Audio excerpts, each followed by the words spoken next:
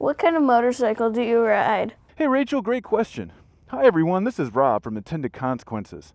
On today's episode of Pursue the Ride, we're going to mix it up a little bit. I'm going to take you out on the road with my very own personal Harley-Davidson Sportster 48. And it is the bike you have seen in all of my videos. Hit the graphic.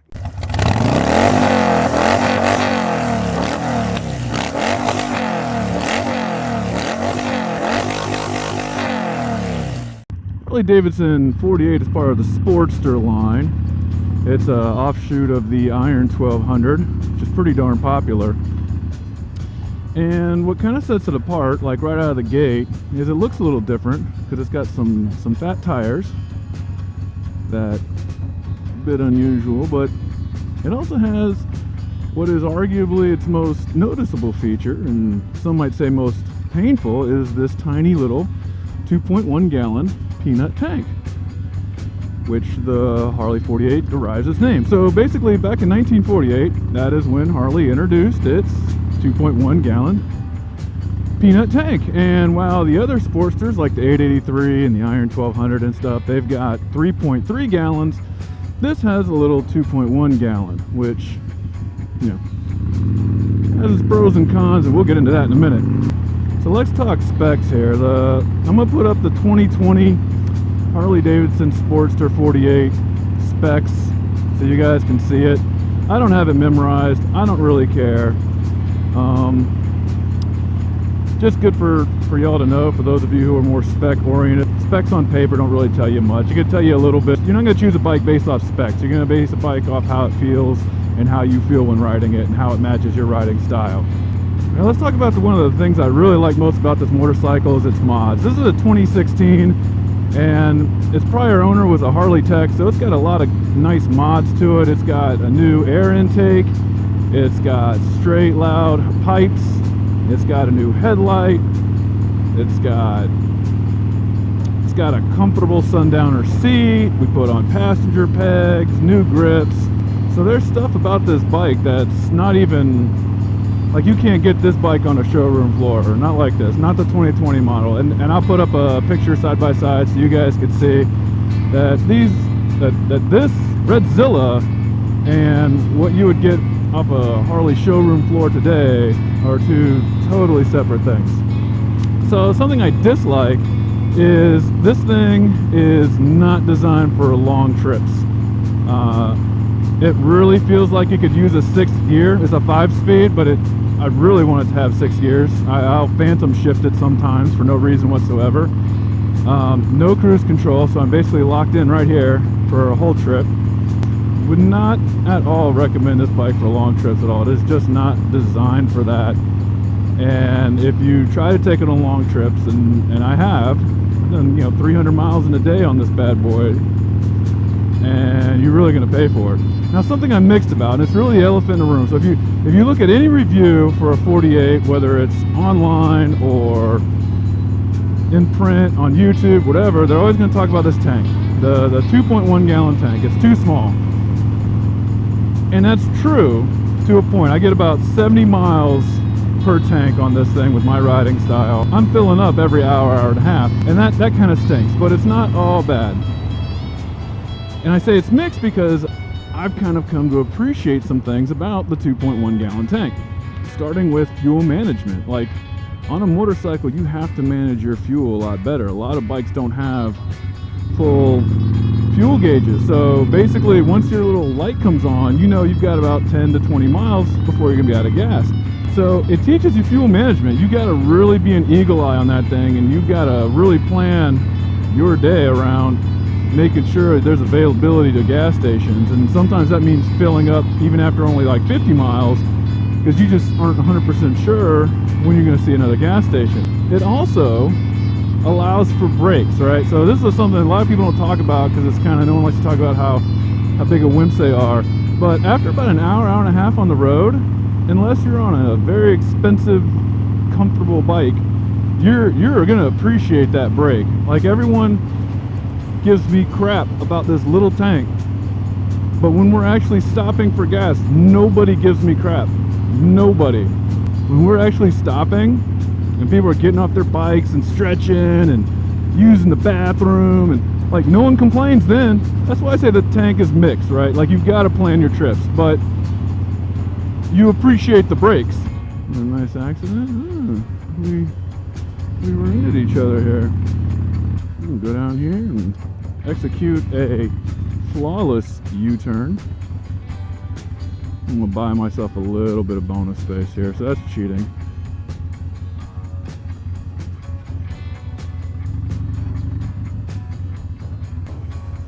Man, is this thing gonna go?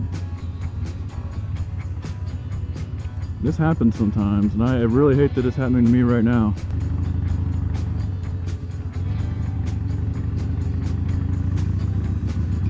Now, something else I really like about this bike is the look and the sound. The Sportster is just an iconic Harley bike, and this bike has it all. It is, when you think of a Harley-Davidson, just in your brain, you're probably thinking of a Sportster. Probably. Maybe not everyone, but at least I think so. It also has that sound. That Evolution engine has just defined Harley-Davidson's motorcycles. And I know they've evolved, they got other motorcycles, but the Evo is, at this point in its lifespan, it is flawless. It just sounds so good. I like the sound of this bike so much. The graphic, our intro graphic, that's not stock sounds. I just put the Tascam up to the pipes and started twisting the throttle. Like that literally came from this bike. Something I dislike though, I just said the Evo engine was perfect, but it has one fatal flaw, and that's because of its cant. And I'm not going to get into the engineering of this engine, but it shakes, man. This bike shakes. Your hands go numb a lot faster on this bike than on other ones. It's not a bad ride. I'm not critiquing it, but it is something that you got to deal with. It does get old, after a day of ride. I say up front, you don't really notice. It doesn't even matter. It just feels like a Sportster should feel. It just kind of shakes. But after several hours, it's just like, man alive, dadgum. I'm not a big fan of the heavy shake. Something I'm mixed about is the clearance of the bike. So it's a low clearance motorcycle, right? It's about 4 inches or so off the ground. And because of that, it's a very smooth ride. And this is a 550-pound motorcycle, and you need that low clearance to handle that weight. I don't feel that weight at all. I'm a big guy, I can handle it, but it's a heavy bike in comparison to a lot of other bikes, and to handle that weight, especially on the road, right? You really need to be low. The downside is you will scrape. So I don't know if I have in my pictures. I'll try to throw up in a picture if I can. You have these little scrape pegs that come off of my foot pegs, and I don't have any clue where we're at. Where are we? So they'll scrape. It's like a 27-inch lean or 27-degree lean. You can scrape this bike no problem. If you're not accustomed to a scrape, it can be a bit jarring. Listen to that. Oh man.